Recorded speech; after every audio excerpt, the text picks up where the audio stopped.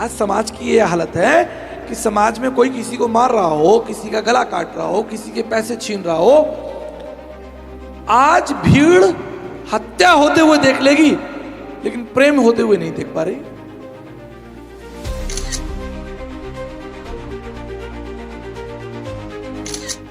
तो हमें और इन फरीसियों में फिर क्या अंतर, जो हम किसी की उन्नति नहीं देख पा रहे, किसी की संगति नहीं देख पा रहे, किसी की सेवा नहीं देख पा रहे, किसी की भलाई नहीं देख पा रहे, हम खुश नहीं है उसकी उन्नति में।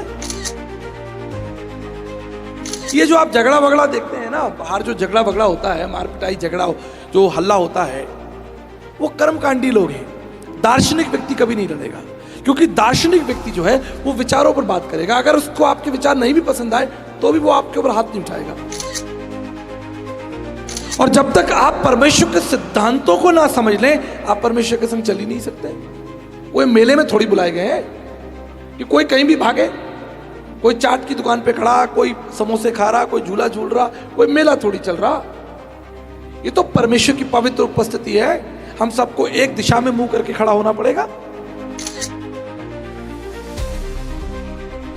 आप कोई कीड़े मकोड़े थोड़ी हैं। आपके अंदर इंटेलेक्ट कहां से आया? और ये इंटेलेक्ट यानी सोचने समझने की तर्क शक्ति केवल भारत के लोगों में थोड़ी है, पूरी दुनिया में है। अमेरिका, जापान, चीन, कोरिया सब लोग बैठे बुद्धि लेके, कहां से आई? हम सब के अंदर, पूरी दुनिया के अंदर समानता है, सब सोचने तर्क करने की शक्ति है।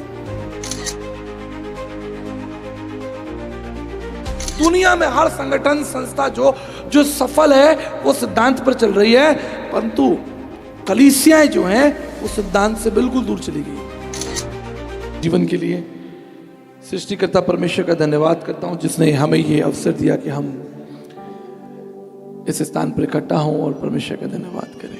एक महत्वपूर्ण वचन मैं चाहता हूं कि निकालें। बुक ऑफ कोलोसियंस चैप्टर 2 उसका 2 अध्याय, उसके 2 पद में लिखा है,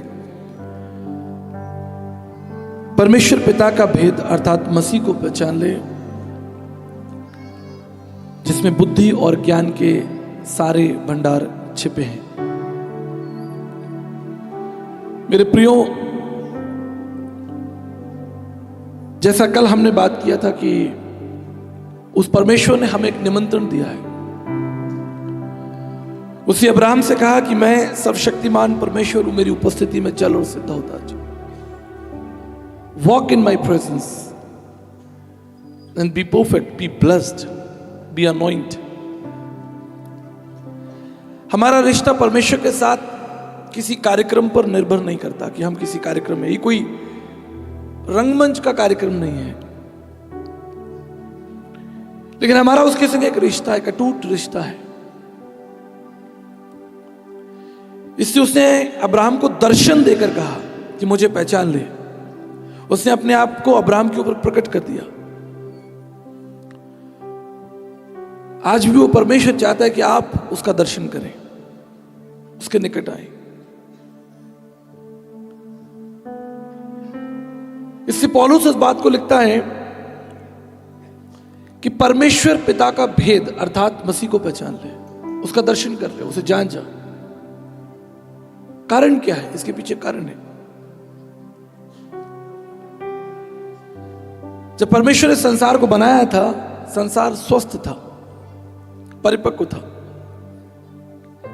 संसार में किसी भी तरह का कोई खोट नहीं, कोई बुराई नहीं थी। मैं साइंस का स्टूडेंट हूं, इसलिए इस बात को बड़ी सरलता से समझाता हूं। विज्ञान में एक विषय है एंट्रोपी। एंट्रोपी का मतलब है कि जब आप किसी चीज को खरीदते हैं, नई चीज को खरीदते हैं, तो वो चीज अच्छी होती है। उदाहरण के लिए कि आपने कोई मोटरसाइकिल खरीदी या कार खरीदी, आप उसे शोरूम से निकालते हो, बड़ी अच्छी लगती है, बड़ी फ्रेश है। लेकिन जब आप उसका 1 2 साल 3 साल 4 साल इस्तेमाल करते हैं, तो उसमें धीरे धीरे डिस्टॉर्शन रेट आता है। We call it distortion rate, entropy. अब वो चीज धीरे धीरे अपनी सुंदरता खो रही है, उसमें डेंट पड़े हैं, स्क्रैच पड़े हैं।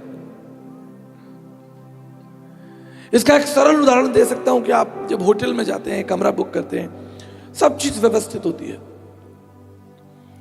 लेकिन जब आप 2 दिन के बाद उस कमरे से निकलते हैं, आप सारी अव्यवस्था कर देते हैं। कहीं टॉवल पड़ी है, कहीं बोतलें पड़ी हुई हैं, शैम्पू के पाउच पड़े हुए हैं, थोड़ा अव्यवस्थित कर देते हैं, राइट। घर में भी ऐसा होता है, हमारी माताएं बहनें घर को बार बार ठीक करती हैं, क्योंकि बच्चे जो हैं कभी इधर खेलते हैं कभी उधर, and they create distortion, we called it entropy. जो चीज पहले जैसी थी अब नहीं है, परिवर्तन आ गया साहब।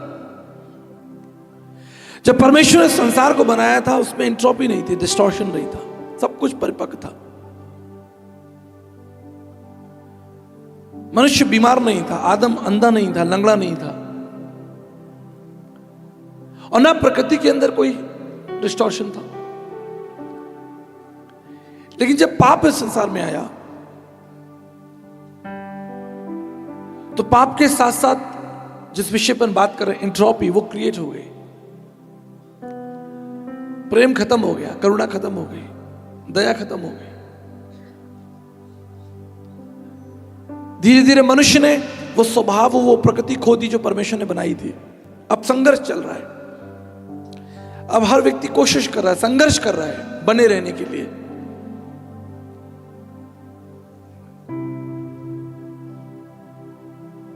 इसलिए परमेश्वर ने अपने पुत्र को इस संसार में भेजा, क्योंकि दूसरा कोई माध्यम ही नहीं है।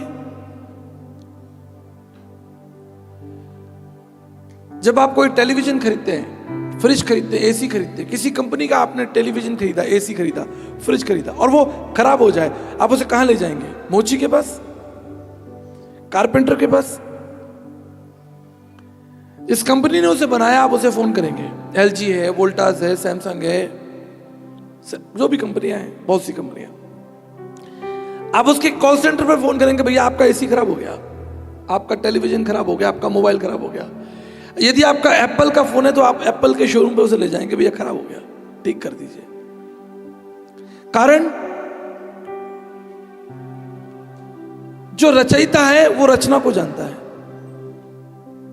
अब उसे लेके आप घूमते रहिए, मोची के बाद, कारपेंटर के पास, अड़ोसी पड़ोसियों के पास, रिश्तेदारों को, भैया ठीक कर दो, कि भैया हमें थोड़ी आता है।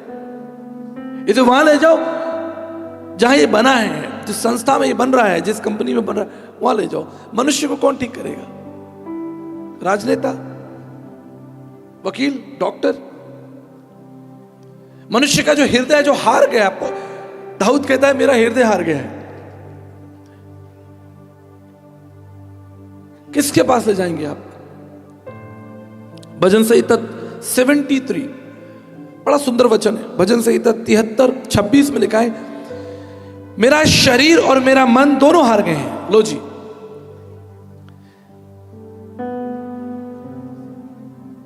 मेरा शरीर भी हार चुका है और मेरा मन भी हार चुका है।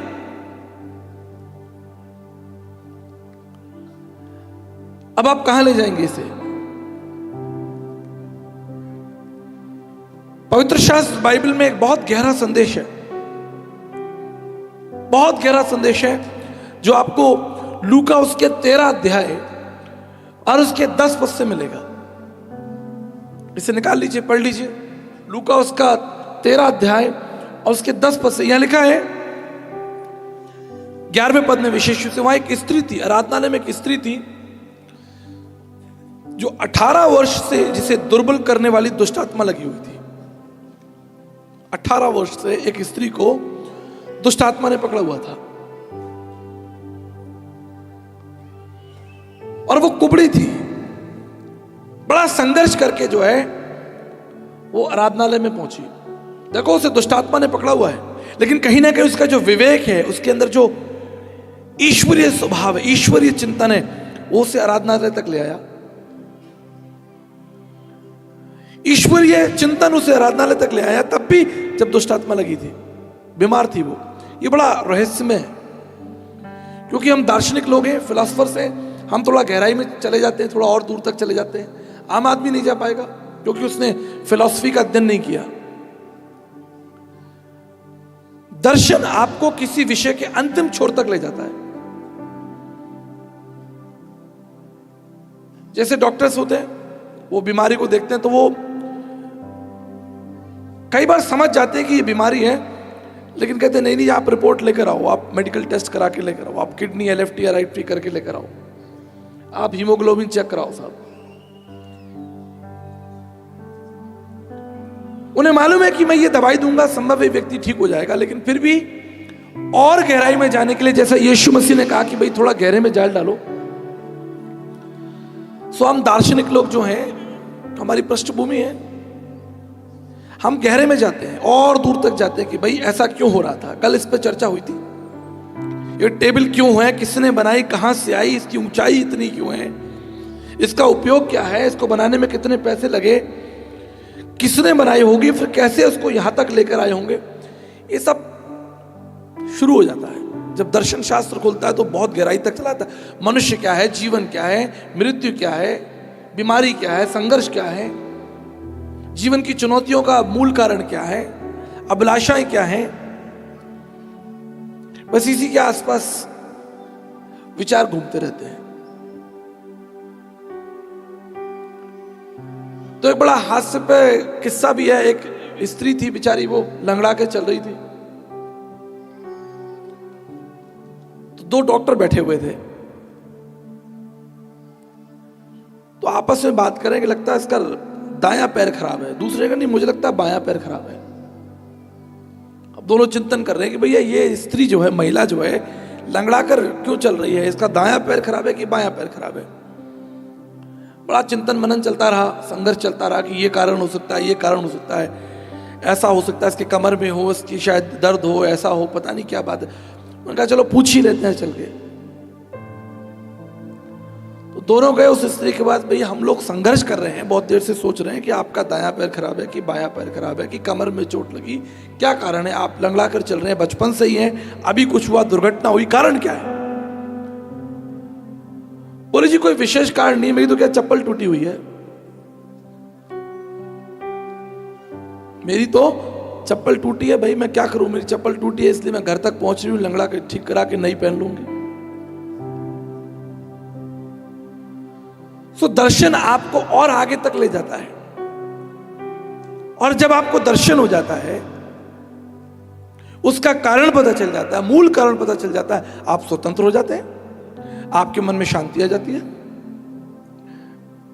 कोई भी विषय हो, दूल्हा अगर अपनी दुल्हन को ना देखे, उसकी फोटो में उसको बैठा दो, उसको श्रृंगार करके यहां तक घूंघट करके, राजस्थान में हमारे यहाँ घूंघट होता है, अब वो दूल्हा पागल ही रहेगा कि भाई शक्ल तो देखे, काली हो कि गोरी हो, कैसी हो तुम देखने में। दूल्हे के मन में जिज्ञासा, जब तक देख ना ले उसके मन में कैसे शांति आए। जब बच्चा जन्म होता है, संसार में आता है, माँ बाप उसे देखना चाहते हैं, उठाना चाहते हैं, वो जिसका हमने 9 महीने इंतजार किया, उसको देखे तो सही। ऐसा संभव है कि कोई मां रह सकती हो कि भाई जिस बच्चे को जन्म दिया उसको देखना ही नहीं है।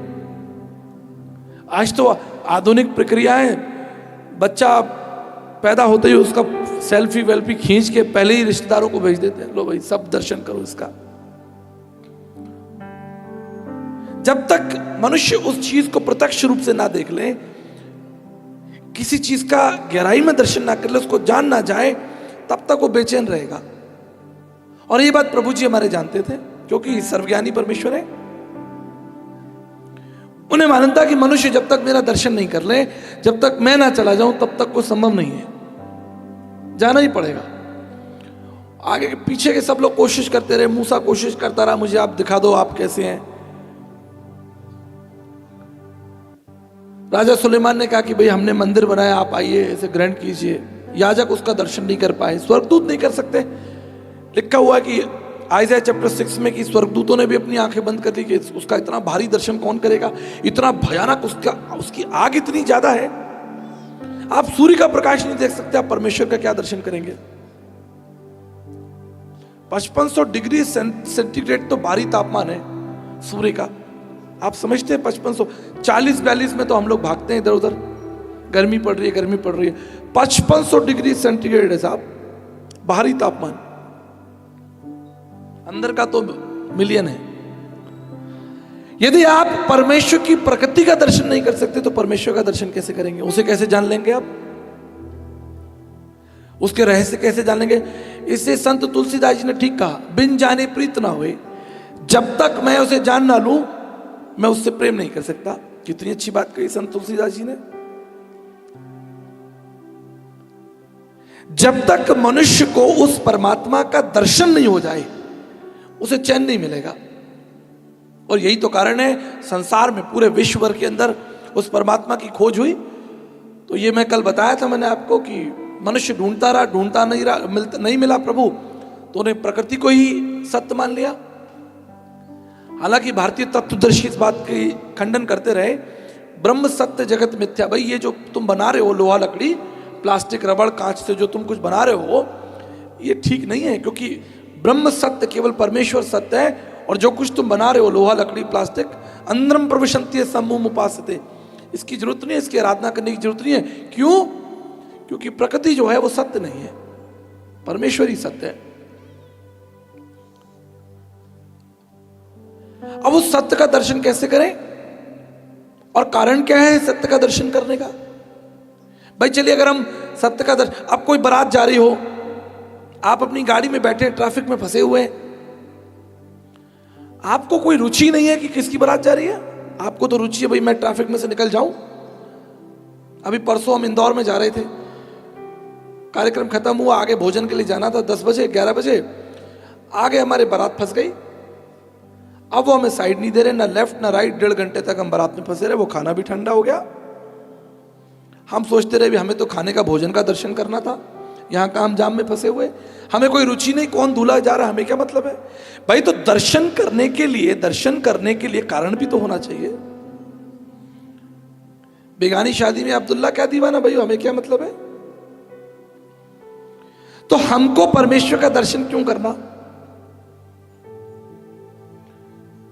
तो पास्कल एक बहुत ग्रेट मैथमेटिशियन साइंटिस्ट थे, बेसल पास्कल। जिन लोगों को पता हो, विज्ञान में रुचि रखते हो, आप फिजिक्स में रुचि रखते हो, उन्होंने एक बात कही। He was a scientist, man of God and a philosopher. उन्होंने कहा every man and woman has a vacuum shape, उनके अंदर एक रिक्त स्थान है, a vacuum shape. Every man, किसी भी जाति में चले जाओ आप, उधर न्यूजीलैंड के अंदर माओरी बैठे, चाइनीज, अफ्रीकन, श्रीलंका, तमिलनाडु, कहीं चले जाओ, जापान, कोरिया, कहीं प्रकृति में जितने भी मनुष्य हैं संसार में 7 बिलियन, सबके हृदय के अंदर एक खालीपन है। और वो खालीपन आगे कहते हैं that cannot be fulfilled by any created things until the presence of God. जब तक परमेश्वर का आत्मा उस हृदय में ना हो, मनुष्य तड़पता रहेगा, छटपटाता रहेगा। जब तक उसे परमात्मा का ज्ञान ना हो जाए, जब तक उस परमात्मा के बारे में वो संपूर्ण सत्य ना जान जाए, वो भटकता रहेगा। और ये सत्य है जी, इसको हम आम भाषा में भी कर सकते हैं। प्रभु की बात तो बहुत दूर रही। मैंने विवाह का उदाहरण दिया कि भाई अब विवाह की बात चल रही है, अब लड़के लड़की के मन में जिज्ञासा है कि भाई लड़का कैसा है, लड़की कैसी है। आप घर बनाते हैं, आपके मन में जिज्ञासा होती है कि अंततः घर बन के कैसा निकलेगा। तो हम पहुंच जाते हैं इंजीनियर के पास, आर्किटेक्ट, भैया नक्शा बना के दिखाओ। आजकल तो ऐसी ऐसी विधियां हैं कि वो आपको आपका घर बनने से पहले ही सारा नक्शा बता देंगे, साहब ये ड्राइंग रूम है, ये कमरा है, या बाथरूम है, ये सीढ़ी, आप देख के खुश हो, आपको तसल्ली हो गई मेरा घर ऐसा बनेगा। That's what the Pascal says. Man has a vacuum in their life, in their heart, which cannot be fulfilled by any created things.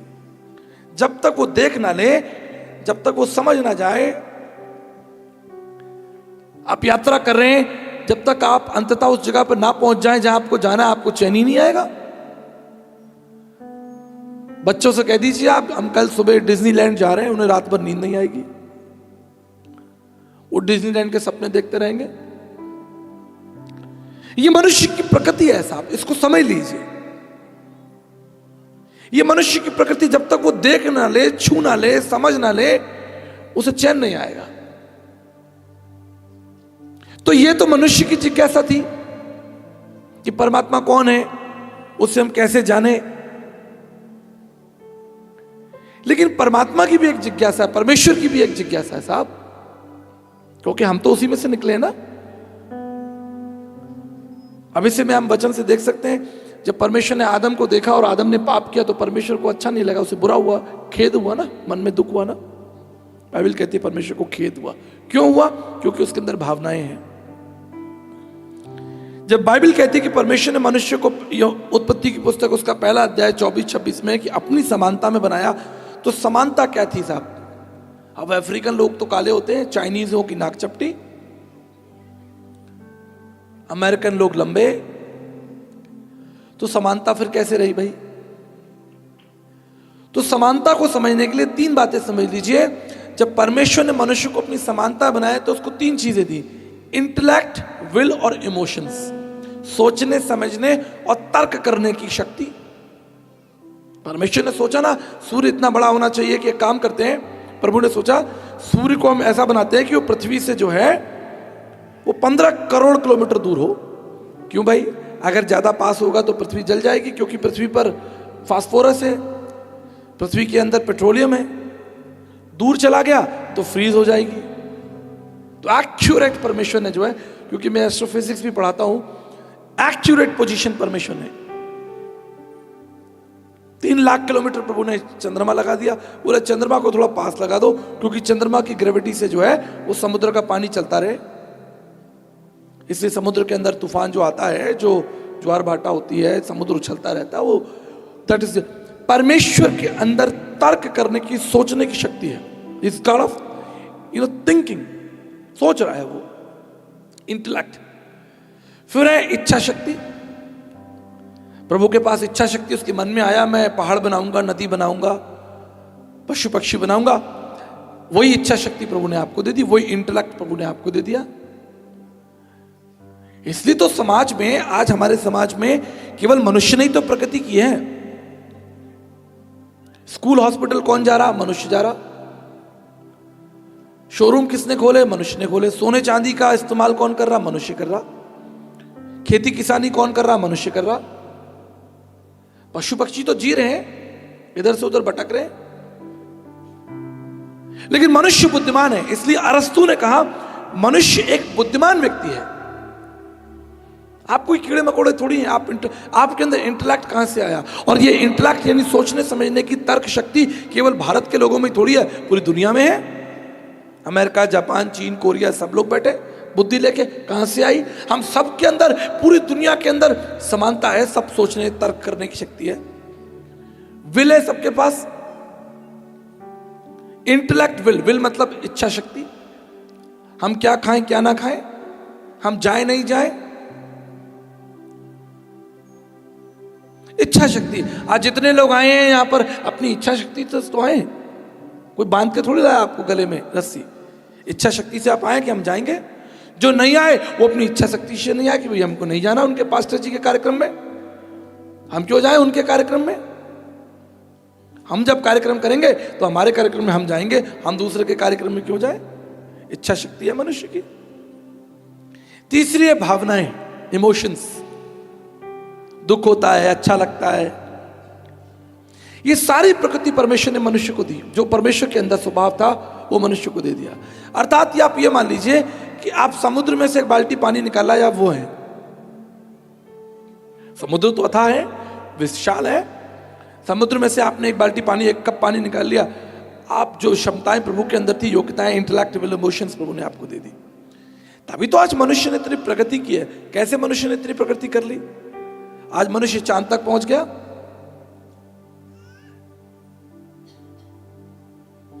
इसलिए हमें इस पर चिंतन करना होगा। हम यह चिंतन करने के लिए बैठे हैं। मैं अपने कार्यक्रम में थोड़ा चीखना, चिल्लाना, धक्का गिराना, वो सब मैं थोड़ा कम करता हूं। तो हम सिद्धांतों को समझें पहले, क्योंकि परमेश्वर के सिद्धांतों को नहीं समझ पाए तो फिर परमेश्वर के साथ चलेंगे कैसे? That's what God has called us. He told Abraham, I am a mighty God and walk with me. मेरे साथ चल। तो उसके साथ चलने के लिए आपको उसके सिद्धांत समझने पड़ेंगे। इसलिए चार्ली ड्यूक ने एक बहुत अच्छी बात कही। चार्ली ड्यूक, अमेरिकन एस्ट्रोनॉट, उन्होंने कहा कि जब मैं स्पेस में, वो एस्ट्रोनॉट है, स्पेस में जाते हैं, यात्रा करते हैं, ब्रह्मांड अंतरिक्ष में घूमते रहते हैं, नासा के बहुत बड़े साइंटिस्ट हैं। जब वो अंतरिक्ष की यात्रा करके वापस आते हैं तो बड़े खुश होते हैं। लोग कहते साहब आप बहुत खुश है। कहते मैं बहुत खुश इसलिए क्योंकि अंतरिक्ष की यात्रा करके लौटा हूं भाई, 3 महीने बाद, 2.5 महीने बाद। आगे वो एक स्टेटमेंट देते हैं, I am blessed to see the creation because I know the creator. वो कहते हैं मैं इस ब्रह्मांड को, इस अंतरिक्ष को, विश्वव्यापी अंतरिक्ष को जब मैं ध्यान से देखता हूं तो मेरा मन आनंद से भर जाता है, क्योंकि मैं इस ब्रह्मांड के रचयिता को जानता हूं। He is the God of the Bible. वो बाइबल का परमेश्वर है। इसलिए आगे वो सिखाते हैं, एस्ट्रोफिजिक्स है, बहुत बड़े कॉस्मोलॉजिस्ट हैं, वो इस बात को कहते हैं कि पूरा अंतरिक्ष, पूरा ब्रह्मांड जो है वो सिद्धांतों पे चल रहा है। पूरे अंतरिक्ष के अंदर एक सिद्धांत है, और जब तक आप परमेश्वर के सिद्धांतों को ना समझ लें, आप परमेश्वर के संग चल ही नहीं सकते। कोई मेले में थोड़ी बुलाए गए हैं कि कोई कहीं भी भागे, कोई चाट की दुकान पे खड़ा, कोई समोसे खा रहा, कोई झूला झूल रहा, कोई मेला थोड़ी चल रहा। ये तो परमेश्वर की पवित्र उपस्थिति है।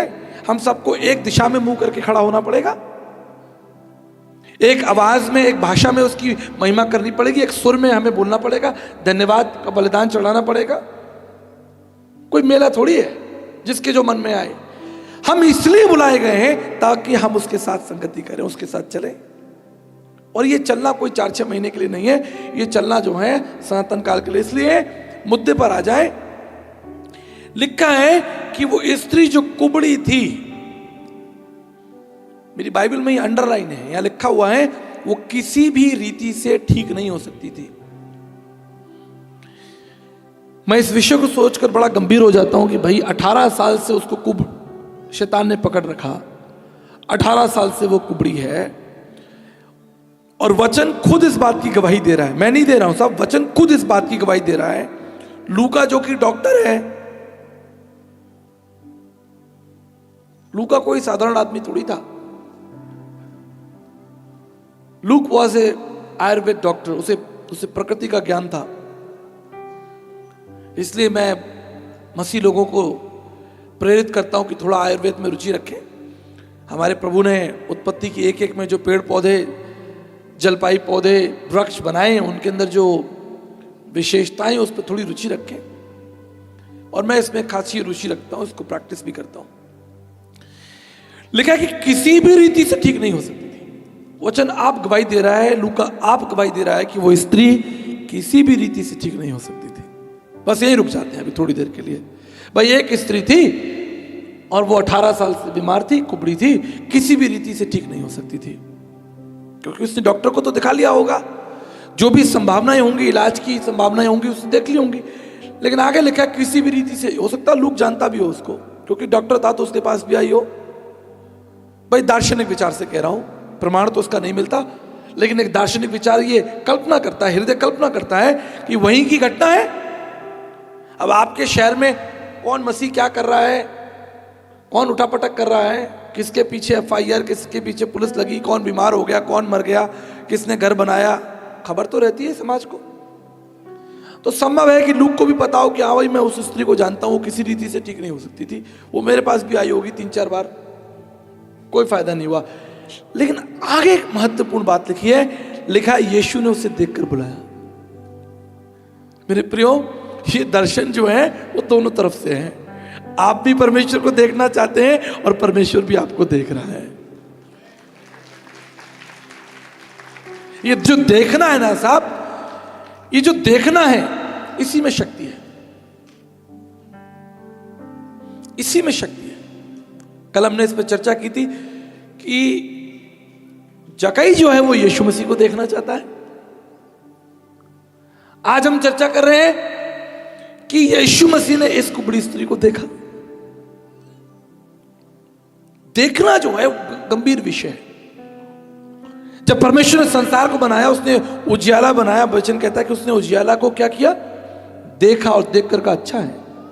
देख, आंखें तभी तो दी हैं। आप देखें, जब किसी चीज को आप देखेंगे, उसके प्रति आपके हृदय में एक चित्र बनेगा, विचार बनेगा। तो परमेश्वर ने प्रकृति को देखा, संसार को देखा, पेड़ पौधों को देखा, जीव जंतुओं को देखा, प्रभु ने देखा और कहा ये अच्छा है। इसको समझ लीजिए, ये जो देखना है परमेश्वर भी देख रहा है, आप भी देख रहे हैं। इसलिए हमारे चिंतन में एक बड़ा विषय आता है कि आज क्या हो रहा है साहब। आज भीड़ हत्या तो देख लेगी किसी की होते हुए सड़क पर, लेकिन प्रेम नहीं देख सकती। आज समाज की यह हालत है कि समाज में कोई किसी को मार रहा हो, किसी का गला काट रहा हो, किसी के पैसे छीन रहा हो, आज भीड़ हत्या होते हुए देख लेगी, लेकिन प्रेम होते हुए नहीं देख पा रही। भाई प्रेम क्या है? हम प्रभु से प्रेमी तो करते हैं, उसकी भक्ति कर रहे हैं, हमारा प्रेम नहीं देख पा रही समाज संगठन। हम एक दूसरे को मारें, गाली दें, कपड़े फाड़ें, एक दूसरे के ऊपर धूल मिट्टी उछालें, स्याही उछालें, गंदा कीचड़ उछालें, कोई दिक्कत नहीं। मारो, एक दूसरे को मारो, लेकिन जैसे ही तुम प्रभु के पास में आओगे, भक्ति करोगे, समाज से बर्दाश्त नहीं होगा साहब, मसीह से तुम प्रेम कर रहे हो। ये बड़ा दार्शनिक विषय है भाई। देख नहीं उनको, वो देखने में उनको जलन हो रही है। इसका उदाहरण देखो ना, जब वो स्त्री चंगी हो गई, सो आराधनालय के जो सरदार बैठे बड़े बड़े मोटी मोटी तोंद लेकर, वो स्त्री की चंगाई नहीं देख पा रहे। चंगाई देख के उनको खुश होना चाहिए, उन्हें नाचना चाहिए, लेकिन चंगाई देखकर वो रिसिया रहे। लिखा हुआ है रिसिया रहे। आपकी बाइबल में, आपकी भाषा में क्या वर्ड आया? पढ़ लीजिए, चौथा पद, 14, चैप्टर 13 वर्स 14 पढ़िए। रिसियाना शब्द क्या लिखा हुआ? रिसिया लिखा आपके लैंग्वेज में, हिंदी में नहीं। आप हिंदी बाइबल पढ़ रहे हैं? सब लोग हिंदी बाइबल पढ़ रहे हैं, अरे वाह।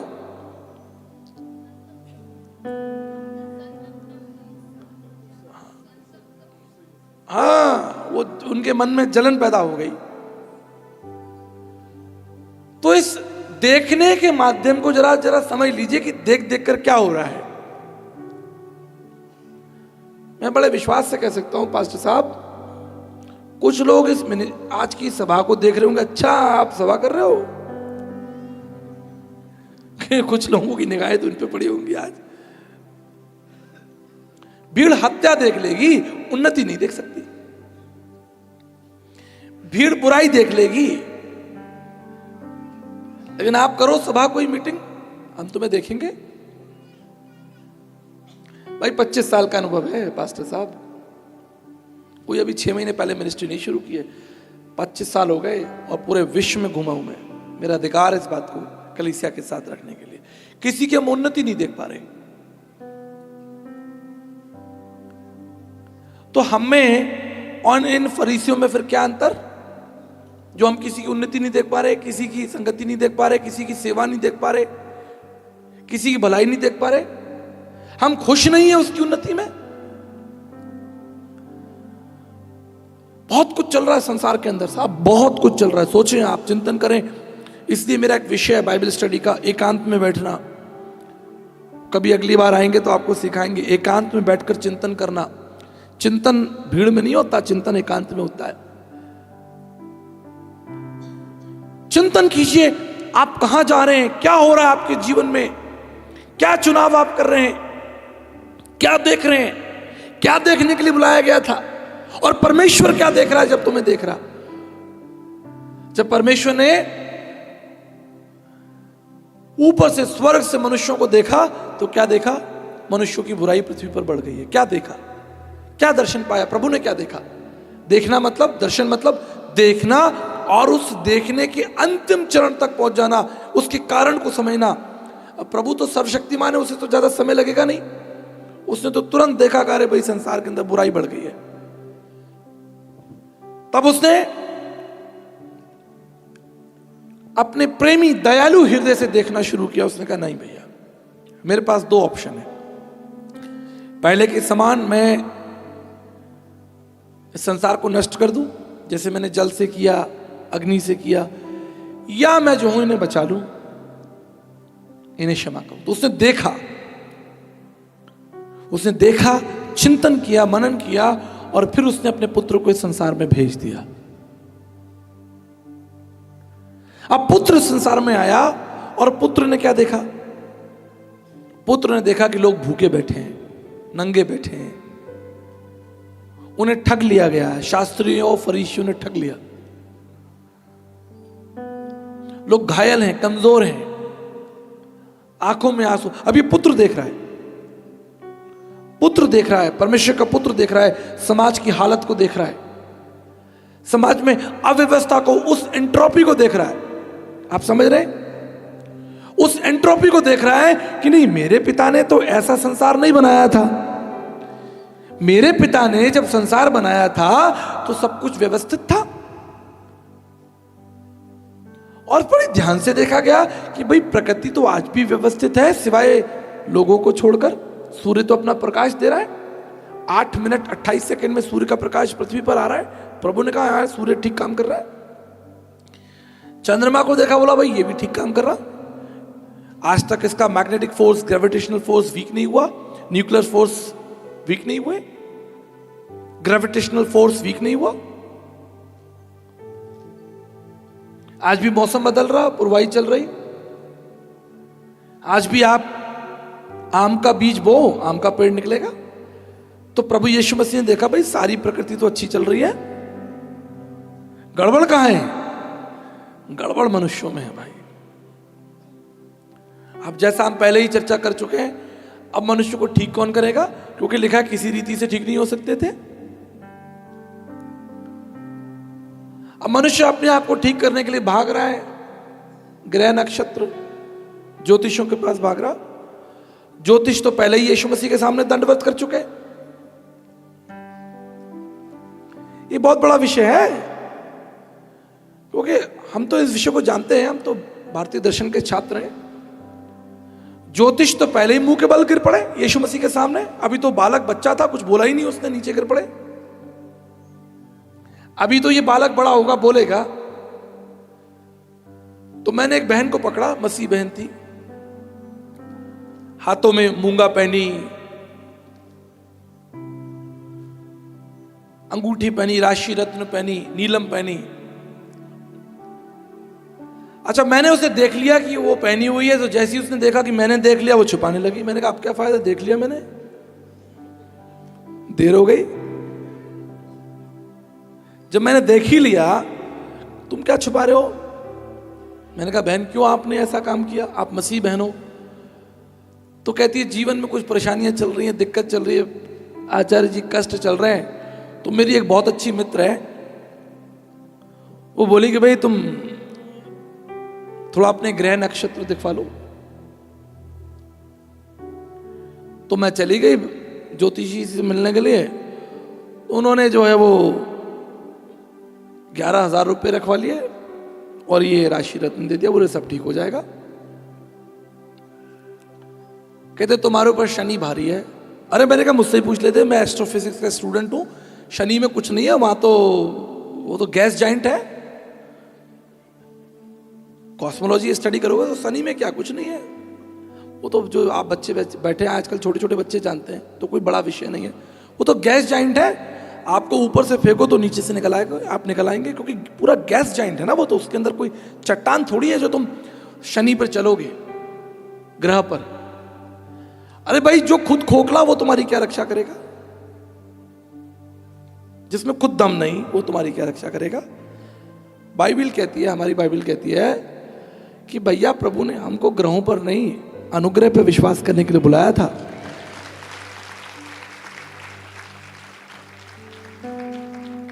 भाई हमारे पास विकल्प है ना, अगर हमारे पास प्रभु यीशु नहीं होता तो हम भी ग्रह नक्षत्र पूज लेते, तारे ग्रह नक्षत्र हम भी फूल माला चढ़ा देते सूरज को। अरे हमें तो पता है ना, स्वर्ग हमारे पिता का सिंहासन है, पृथ्वी उसके पांव की चौकी भाई, और सूर्य को वही तो आज्ञा देता जाओ मेरे बच्चों को रोशनी दो। और 6,500 साल हो गए साहब, सूर्य का हाइड्रोजन और हीलियम खत्म नहीं हो रहा। क्योंकि हमारे प्रभु ने कह रखा है कि भाई जब तक मानव जाति रहेगी तब तक तुझे इसको प्रकाश देना है। लगा रहे तू अपने उद्देश्य में। आज सुबह बाइबल स्टडी पर हमने बात की थी, उद्देश्य पर लगे रहो, अपने काम पे लगे रहो। जरा भी एंट्रोपी नहीं हुई सूर्य के अंदर, हजारों साल हो गए। गड़बड़ कहाँ है? गड़बड़ मनुष्य के जीवन में है जी। अरे भाई ऐसा तो नहीं बनाया था हमने, ये तो झूठ बोलने लगा, ये तो गालियां दे रहा है, ये तो झगड़ा कर रहा, लूटपाट कर रहा। भाई ऐसा तो हमने मनुष्य बनाया नहीं था। मनुष्य जब आदम को बनाया गया तब वो तो स्वस्थ था। बीमारियां कहां से आ गई? बीमारियां कहां से आ गई आप बताओ? जब तुम परमेश्वर के सिद्धांत तोड़ोगे तो बीमारियां तो आएंगी। पाप तो मूल वजह है, लेकिन और भी बीमारियों के कई कारण हैं। अब रात में तुम 11 बजे खाना खाओगे तो बीमार पड़ोगे। हमारी बहन डॉक्टर बैठी है।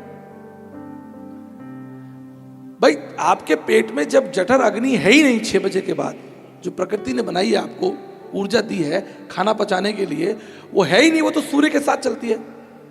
जैसे ही सूर्य का प्रकाश होता है पृथ्वी पर, मनुष्य के पेट में जठर अग्नि होती है, खाना डाइजेस्ट हो जाता है। अब रात तुम 12 बजे खाना खा रहे, छोले भटूरे खा रहे, तुम परमेश्वर के सिद्धांतों को तोड़ रहे, तो बीमार पड़ना ही पड़ना है। निश्चित बीमार पड़ोगे तुम। अच्छा, प्रभु